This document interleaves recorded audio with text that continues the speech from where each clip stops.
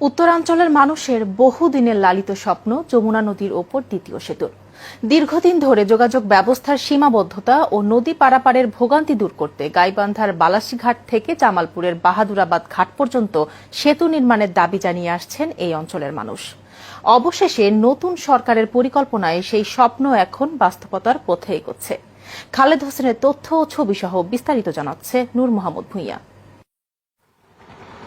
গাইবান্ধার বালাসীঘাট থেকে জামালপুরের বাহাদুরাবাদ ঘাট পর্যন্ত যমুনা নদীর এই বিস্তীর্ণ অংশ একটি সেতুর দাবি দীর্ঘদিনের।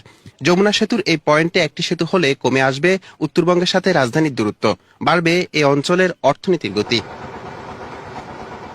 সরকারের দ্বিতীয় যমুনা সেতুর পরিকল্পনায় আবারও স্বপ্ন দেখতে শুরু করেছে এ অঞ্চলের মানুষ। কারণ প্রাথমিকভাবে যেসব স্থানে এই সেতু নির্মাণের সম্ভাব্য যাচাই করা হচ্ছে তার মধ্যে রয়েছে বালাসীঘাট, বাহাদুরাবাদ পয়েন্টও।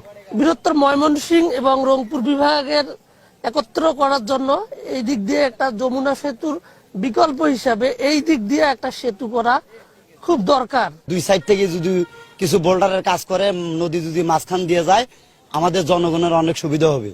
যাতায়াত ব্যবস্থা এখান থেকে ঢাকা মাত্র 4 ঘন্টায় ঢাকা যাওয়া হবে।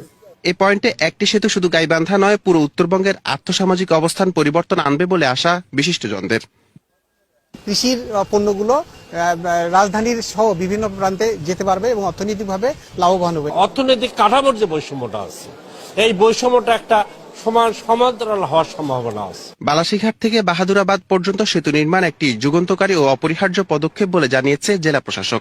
এই বালাসীঘাট দিয়ে যদি সেতু নির্মাণ করা হয় অথবা টানেল নির্মাণ করা হয়, সরকার যে সিদ্ধান্তই গ্রহণ করুক না কেন, এটি উত্তরবঙ্গের মানুষের জন্য একটি যুগান্তকারী একটি উদ্যোগ হবে এবং উত্তরবঙ্গের মানুষের উন্নয়নে এটি মাইলফলক হয়ে থাকবে। দ্বিতীয় যমুনা সেতু উত্তরাঞ্চলের মানুষের দীর্ঘদিনের স্বপ্ন। এখন কোন রুটে সেই সেতু নির্মাণ হয় সেদিকে তাকিয়ে আছে এ অঞ্চলের মানুষ।